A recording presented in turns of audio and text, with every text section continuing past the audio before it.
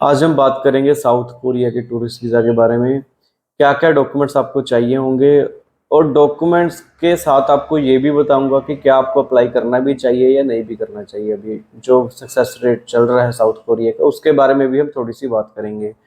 Documents ready करने का या डॉक्यूमेंट्स आपको बताने का मकसद ये नहीं है कि आप अपना वीज़ा भी अप्लाई कर लो। वो हम डिस्कस करेंगे कि आप अप्लाई करें या अभी ना करें, रुकना चाहिए, क्या सक्सेस रेट चल रहा है, वो सारी चीज़ें आज हम डिस्कस करेंगे। बेसिकली वीडियो बनाने का मकसद ये नहीं होता कि डॉक्यूमेंट चेकलिस्ट हमने गूगल से उठाई, वीएफएस की वेबसाइट से उठा के आपको बता दिया एज इट इज़, वो तो आप खुद भी चेक कर लोगे।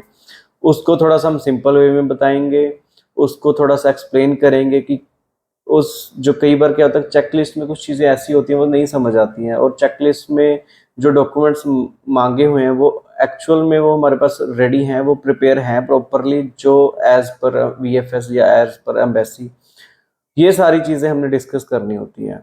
मैं ऑलरेडी ट्रैवल कर चुका हूँ साउथ कोरिया। मैं कोशिश करूँगा कि मैं अपना एक्सपीरियंस साउथ कोरिया ट्रैवलिंग का आपके साथ शेयर कर सकूँ। मैंने किस तरीके से वीज़ा लिया था, वो सारी चीज़ें, वो सारे ट्रिक्स आपके साथ शेयर करूँगा मैं। आप जुड़े रहिए चैनल के साथ, इस वीडियो के साथ एंड तक। तो आज सारी हम डिस्कशन करेंगे, शायद आपके कुछ ना कुछ, कोई ना कोई बात आपके काम आ सके। सबसे पहले तो हम बात करते हैं जो एज पर चेकलिस्ट आपको स्क्रीनशॉट में लगा दूंगा यहाँ पे, क्या क्या डॉक्यूमेंट्स हैं बात करते हैं। एक तो है ओरिजिनल पासपोर्ट जिसकी वैलिडिटी 6 मंथ से ज़्यादा होनी चाहिए। 2 पासपोर्ट साइज आपकी फ़ोटोज़ होनी चाहिए, जो उसकी स्पेसिफिकेशन है, डिमेंशंस है, वो आप चेक कर लेना कि किस टाइप की आपको फ़ोटो चाहिए, वाइट बैकग्राउंड वाली। उसके बाद आ जाता है आपको जो वीज़ा फॉर्म है, आपको वीज़ा फॉर्म फिल करना है। 4th नंबर पे है आपका जो ऑक्यूपेशन है, आप क्या काम करते हो।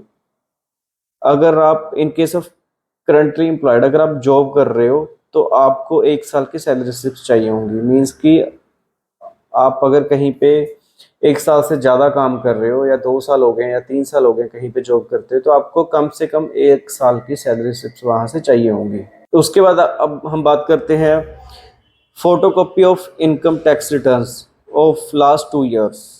आपको आखिरी 2 साल की आईटीआर चाहिए होंगी, उसका आप प्रिंटर निकलवा के लेके जा सकते हो। साथ में कंप्यूटेशन भी ले जाओ तो ज़्यादा बेटर है। हालांकि यहाँ पे लिखा नहीं है कंप्यूटेशन का चेकलिस्ट में, बट आप कंप्यूटेशन आखिरी एक एटलीस्ट लेटेस्ट कंप्यूटेशन ले जाओ तो ज़्यादा बेटर। आप देख पाओगे कि इन्होंने आईटीआर वाले कॉलम में एक और चीज़ लिखी हुई है, if unable to submit any of ITR then a letter of explanation mentioning the reason must be submitted. इसका मतलब है कि अगर आपके पास आईटीआर्स नहीं है, आप सबमिट नहीं कर पा रहे, तो आप उसका रीज़न मेंशन करो। अब आप सोचोगे कि ये कैसे हो सकता है कि हमारे पास तो आईटीआर्स होती हैं, बट कुछ केसेस में ऐसा होता है कि कई लोगों के पास आईटीआर्स नहीं होती हैं। सपोज कोई एग्रीकल्चरिस्ट है जो फार्मिंग करते हैं, उनको आईटीआर्स की ज़रूरत नहीं होती, वो तहसीलदार का इनकम सर्टिफिकेट चल जाता है। कुछ लोग जो दुबई में रह रहे हैं, दुबई में इनकम टैक्स रिटर्न्स नहीं होती, तो वो अगर इंडिया वापस आते हैं तो वो अपनी सारी डॉक्यूमेंट्स लगाते हैं। आईटीआर तो उनके पास अगर वो फिल भी करवा लेते हैं, बट इंडिया में उन्होंने काम नहीं किया, दुबई में काम किया है, दुबई में आईटीआर नहीं होती, तो वो एक्सप्लेन कर सकते हैं कि इस वजह से आईटीआर्स नहीं है, क्योंकि दुबई में तो आईटीआर्स की ज़रूरत होती ही नहीं है, वहाँ पे इनकम टैक्स का कोई फंडा ही नहीं है वहाँ पे। तो ऐसे कुछ सर्कमस्टांसेस हो सकते हैं। तो ये नहीं है कि सेम होंगे, बट मैं जस्ट एग्जांपल दे रहा हूँ, कई बार ऐसा हो जाता है।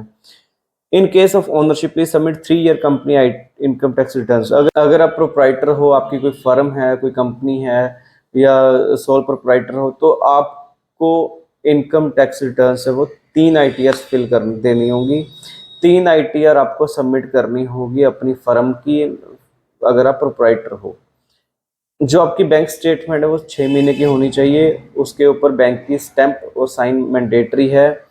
अगर आप उसकी फोटोकॉपी या प्रिंट निकलवा के, ऑनलाइन प्रिंट निकलवा लेते हैं कई बार लोग, जो ऑनलाइन बैंकिंग रहती है, उसके उसका जो प्रिंट निकलवा के एज इट इज़ आपको सबमिट नहीं करनी है, आपको स्टैंप लगवानी है और आपको साइन करवाने हैं बैंक मैनेजर से या जो भी अथॉरिटी होगी आपके बैंक की।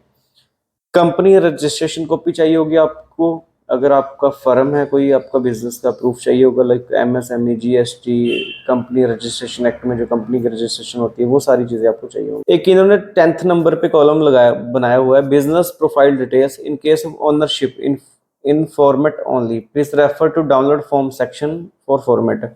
ये कि उन्होंने कोई फॉर्मेट दे रखा है, जो बिजनेस वाले लोग हैं उनका एक फॉर्मेट दे रखा है, ओनरशिप का एक फॉर्मेट है, वो फॉर्मेट आपको वीएफएस की वेबसाइट से निकलवा लेना है। उसमें जो जो भी डिटेल्स मांगी होंगी, जो कुछ फिल करना होगा, तो आपको वो सारी चीज़ें लेके जानी होंगी, वो फिल करके ले जानी होगी। हेल्थ कंडीशन फॉर्म एक इन्होंने ये भी वेबसाइट पे दे रखा है, होम पेज पे वीएफएस की, तो आपने हेल्थ कंडीशन का फॉर्म फिल करना है, वो उसको फिल करके देना है। ये हेल्थ कंडीशन फॉर्म ऐसा नहीं है कि आपको मेडिकल करवा लेना है, ये हेल्थ कंडीशन फॉर्म जस्ट एक कोविड के टाइम पे इन्होंने शुरू किया था, अभी तक वो चल रहा है। तो उसमें सिर्फ आपका नाम वगैरह या आपको आपकी बेसिक सी डिटेल मांगी होंगी, वो सारी चीज़ें आपको देनी है। वीज़ा फीस की हम बात करते हैं, वीज़ा फीस है 3200 अगर नॉर्मल की बात करते हैं। वीएफएस के चार्जेस हैं 1380 रुपये चार्जेस हैं। बाकी अगर कोरियर चार्जेस लेते हो आप, कोरियर आप सर्विस लेते हो, तो उसके 550 रुपीज़ उसके कोरियर चार्जेस होंगे। तो मतलब हम मान के चलते हैं कि 4-5 हज़ार के आसपास आपकी जो चार्जेस रहेंगे, अगर आप बिना कोरियर के सर्विसेज लेते हो, अगर आप खुद कलेक्ट करते हो। तो मेरे को लगता है कि जो वीज़ा सर्विसेज के चार्जेस हैं वो बिल्कुल कम है वीएफएस के और एम्बेसी के। एम्बेसी की बहुत कम है। अब हम बात करते हैं कि अभी क्या रेशो चल रही है साउथ कोरिया वीज़ा की। अभी रिसेंटली कोई हमने ऐसा कोई देखा नहीं है सच कि कोई वीज़ाज बहुत ज़्यादा आ रहे हैं, क्योंकि 1-2 साल पहले जब मैंने अप्लाई किया था, तब बहुत सारे वीज़ाज आ रहे थे साउथ कोरिया के। कोई भी प्रोफाइल डाल रहे थे एम्बेसी में, सबके ऑलमोस्ट 80% 90% वीज़ाज ही आ रहे थे। अभी रिसेंटली हमने ट्रेंड देखा है कि बहुत ज़्यादा वीज़ाज नहीं आ रहे हैं। हाँ, अगर आपकी कोई ट्रैवल हिस्ट्री है, आप अच्छी किसी कंट्री में घूमे हुए हो, आपके पास फंड्स बहुत ज़्यादा हैं, 11-12 लाख के आसपास आपको मिनिमम फंड्स हैं, तो ही आप मैं तो तभी मैं आपको रिकमेंड करूँगा कि आप अपनी फ़ाइल वीज़ा के लिए प्रोसीड करें। अदरवाइज़ आपके पास 6-7 लाख रुपए हैं, तो मेरे को लगता है कि ये जो फंड्स है ट्रेंड के हिसाब से कम है। ऐसा नहीं है कि आपका 6-7 लाख फंड्स रखने से वीज़ा नहीं आता, बट प्रॉब्लम ये है कि साउथ कोरिया एम्बेसी इस टाइम बहुत स्ट्रिक्ट है, बिल्कुल अच्छी-अच्छी प्रोफाइल्स को ही वीज़ाज़ दे रही हैं। अभी रिसेंटली हमने 1-2 वीज़ाज़ ही देखे हैं, मार्केट में पता चल जाता है, बट बहुत ज़्यादा एक रेशो होती है वीज़ाज़ की, वो नहीं है अभी। 50-50 चांसेस है, आप मान के चलो 50 से भी कम चांसेस है अभी वीज़ाज़ के। अगर बहुत अच्छी ट्रैवल हिस्ट्री है, अगर आपके पास बहुत अच्छे फंड्स हैं, अगर आपकी प्रोफाइल मेंटेन्ड है प्रॉपर, अगर आपके पास ये सारे डॉक्यूमेंट्स हैं प्रॉपरली, तो अभी तो तभी आप अपना वीज़ा अप्लाई करें। अदरवाइज मैं रिकमेंड करूँगा कि आप अपना साउथ कोरिया का वीज़ा अप्लाई ना करें। तो जुड़े रहिए चैनल के साथ, ऐसी और जानकारियों के साथ आपके साथ मिलते रहेंगे। चैनल को सब्सक्राइब करना ना भूलें। धन्यवाद।